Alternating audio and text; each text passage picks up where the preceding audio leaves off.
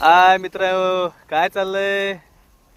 मी विलास मुसळे चिंचाळा. सध्या मी शेळ्या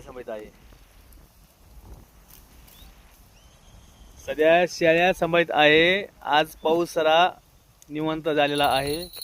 त्याकरिता आज मी शेळ्या सोडल्या. जरा कुठं फिरायला नाही, काही नाही सध्या. पण ह्या डांबरीच्या ह्या कडकडनं जरा बोराट्या आराट्या खात आहेत. मग काय म्हणताय, काय नाही? या या इकडे या. या चल. या आमच्या शेळ्या इकडं. काही त्या तिकडे गेल्या, पलीकडे गेलेल्या आहेत. काही माझ्या जवळ आहेत. काही डांबरीच्या पलीकडून गेलेल्या आहेत. 2-3 पिले इकडे आहेत. काय नाही, पिले ते वळवळ करत इकडे कडेला तिकडे कडेला, या कडेला त्या कडेला.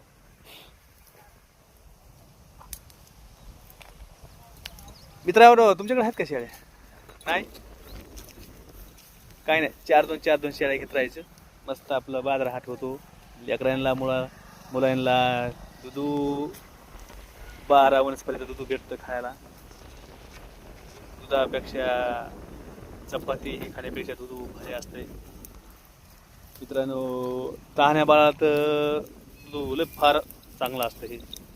कारण ह्याच्यात 12 वनस्पतीचं दूध मिसळलेलं असतंय. आणि हे प्रत्येक शेतकऱ्याने आपल्याला एका महिन्याची वापरायला सांभाळायला पाहिजे. मला काय माहिती, अडचणी असतील तुमच्या, पण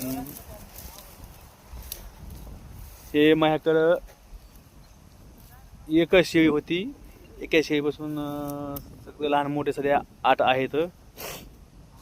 आणि हे कंटिन्यू आपण सांभाळतो. मला तरी एक 5 वर्ष झालं असं. 4-2 शेळ्या माझ्याकडे असतात कायमच्या. आपण टेम्पररी सोडतो आपले 4 दिवस, म्हणजे 2 दिवसात सोडतो. आपलं पाय मोकळे होते. नाही तर कंटिन्यू बांधून असं आपल्या शेळ्याची तब्येत अशी आहे. बघा, काही खात्यात बघा. गाई म्हशीचा चारा कर कर कर राहतात त्या. काय अडचण नाही. मित्रांनो, हे व्यवसाय एक नोकरदार माणसालाही ऐकत नाही. हे व्यवसाय चांगला आहे. 2 एकर शेती असेल तर तुम्ही पण 4-2 शेळ्या सांभाळा. आले याला मेंटेनन्स नाही हो. जागेवर खायला टाकलं ना मस्त खायचं ह्या. हा.